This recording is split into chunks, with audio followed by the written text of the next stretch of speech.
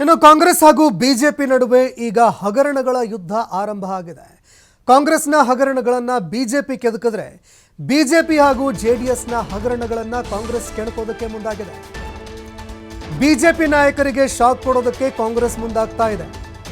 CM Siddaramaiah ಅವರನ್ನ ಕೆಣಕಿದಷ್ಟು BS Yediyurappa ಹಾಗೂ H D. Kumaraswamy ಅವರಿಗೆ ಸಂಕಷ್ಟ ಏನಾದರೂ ಎದುರಾಗುತ್ತಾ? ಸಿಎಂ ಅವರ ಪ್ರಕರಣಗಳನ್ನು ಕೆಣಕಿದಷ್ಟು ಇವರಿಗೆ ಸಂಕಷ್ಟ ಹೆಚ್ಚಳವಾಗುತ್ತಾ ಅನ್ನೋ ಪ್ರಶ್ನೆ ಕಾಡ್ತಾ ಇದೆ. ಯಾಕಂದ್ರೆ ಸಿದ್ದರಾಮಯ್ಯರನ್ನ ಟಾರ್ಗೆಟ್ ಮಾಡಿದ್ದಕ್ಕೆ ಕಾಂಗ್ರೆಸ್ ಪಡೆ ಏನಾದರೂ ಕೆರಳಿ ಕೆಂಡವಾಗಿದೆಯಾ?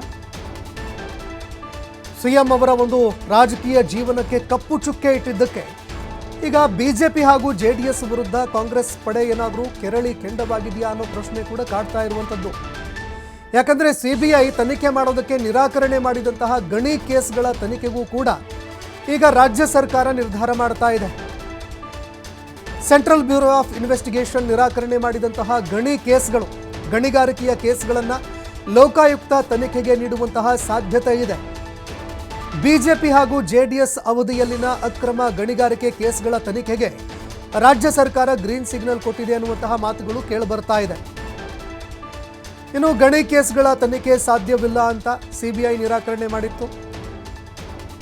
ಇಲ್ಲ, ಗಣಿಗಾರಿಕೆಗೆ ಸಂಬಂಧಪಟ್ಟಂತೆ ತನಿಖೆ ಮಾಡೋಕ್ಕಾಗೋದಿಲ್ಲ ಅಂತ ಸಿಬಿಐ ನಿರಾಕರಣೆ ಮಾಡಿತ್ತು. ಇದೇ ಗಣಿಗಾರಿಕೆ ಕೇಸ್ಗಳಿಗೆ ಸಂಬಂಧಪಟ್ಟಂತೆ ಜನಾರ್ದನ್ ರೆಡ್ಡಿ ಜೈಲು ಕೂಡ ಸೇರಬೇಕಾಗಿ ಬಂತು.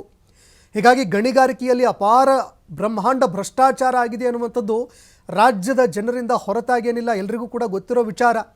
ಆದರೆ ಸಿಬಿಐ ಇಂಥ ಪ್ರಕರಣವನ್ನು ತನಿಖೆ ಮಾಡೋದಕ್ಕಾಗಲ್ಲ ಅಂತ ಹೇಳ್ಬಿಡ್ತು.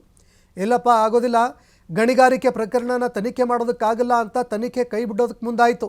ಆದರೆ ಲೋಕಾಯುಕ್ತ ಅಧಿಕಾರಿಗಳು ತನಿಖೆ ಮಾಡೋದಕ್ಕೆ ಮುಂದಾಗ್ತಾ ಇದ್ದಾರೆ. ಪ್ರಕರಣದ ತನಿಖೆ ಬಗ್ಗೆ ವರದಿ ನೀಡೋದಕ್ಕೆ ಲೋಕಾಯುಕ್ತ ಸಿಬಿಐ ಅಧಿಕಾರಿಗಳು ಸಿಎಸ್ಗೆ ಸೂಚನೆ ಕೂಡ ಕೊಟ್ಟಿದ್ರು. ಅಕ್ರಮ ಗಣಿಗಾರಿಕೆಗೆ ಸಂಬಂಧಪಟ್ಟಂತೆ ಒಟ್ಟು 10 ಕಂಪನಿಗಳ ವಿರುದ್ಧ ತನಿಖೆ ಮಾಡೋದಕ್ಕೆ ಅಂತ ಲೋಕಾಯುಕ್ತ ಮುಂದಾಗುವ ಸಾಧ್ಯತೆ ಇದೆ. ಹೀಗಾಗಿ ಬಿಜೆಪಿ ಹಾಗೂ ಜೆಡಿಎಸ್ಗೆ ಅಕ್ರಮ ಗಣಿಗಾರಿಕೆ ವಿಚಾರಕ್ಕೆ ಸಂಬಂಧಪಟ್ಟಂತೆ ತನಿಖೆ ಸಂಕಷ್ಟ ತಂದೊಡ್ಡತ್ತಾ ಅನ್ನುವಂತಹ ಪ್ರಶ್ನೆ ಕೂಡ ಎದುರಾಗ್ತಾ ಇರುವಂಥದ್ದು. ಇನ್ನು ಎಚ್.ಡಿ. ಕುಮಾರಸ್ವಾಮಿ ಅವರು ಇದೇ ಗಣಿ ಸಚಿವರಾಗಿದ್ದಾರೆ. ಕೇಂದ್ರದಲ್ಲಿ ಈಗ ಅವರು ಗಣಿ ಸಚಿವರಾಗಿದ್ದಾರೆ. ಹೀಗಾಗಿ ಈ ಒಂದು ವಿಚಾರ ಅವರಿಗೂ ಕೂಡ ಸಂಕಷ್ಟ ತಂದೊಡ್ಡತ್ತಾ ಅನ್ನುವಂತಹ ಪ್ರಶ್ನೆ ಈಗ ಎದುರಾಗ್ತಾ ಇದೆ. ಇನ್ನು ರಾಜ್ಯದ ಜನರಿಗೆ ಗೊತ್ತಿರುವಂತಹ ವಿಚಾರ, ಜನಾರ್ದನ್ ರೆಡ್ಡಿ ಅವರು ಇದೇ ಗಣಿಗಾರಿಕೆ ವಿಚಾರಕ್ಕೆ ಸಂಬಂಧಪಟ್ಟಂತೆ ತನಿಖೆಯಾದಂತಹ ಸಂದರ್ಭದಲ್ಲಿ ಜೈಲು ಪಾಲಾಗಬೇಕಾಯಿತು. ಬಳ್ಳಾರಿಯಿಂದ ಹೊರಗಡೆ ಇರಬೇಕಾಗಿ ಬಂತು. ಕೋರ್ಟ್ ಬಳ್ಳಾರಿ ಒಳಗೆ ಎಂಟ್ರಿ ಮಾಡೋದಕ್ಕೂ ಕೂಡ ಅವರಿಗೆ ಅವಕಾಶ ಕೊಡಲಿಲ್ಲ. ಅಂತಹ ಪರಿಸ್ಥಿತಿ ಎದುರಾಯಿತು. ಆದರೆ ಈ ಪ್ರಕರಣ ಸಿಬಿಐ ತನಿಖೆ ಮಾಡೋದಿಲ್ಲ ಅಂತ ಹೇಳ್ತಾ ಇತ್ತು. ಈಗ ಲೋಕಾಯುಕ್ತ ಕೈಗೆತ್ಕೊಳ್ತಾ ಇದೆ.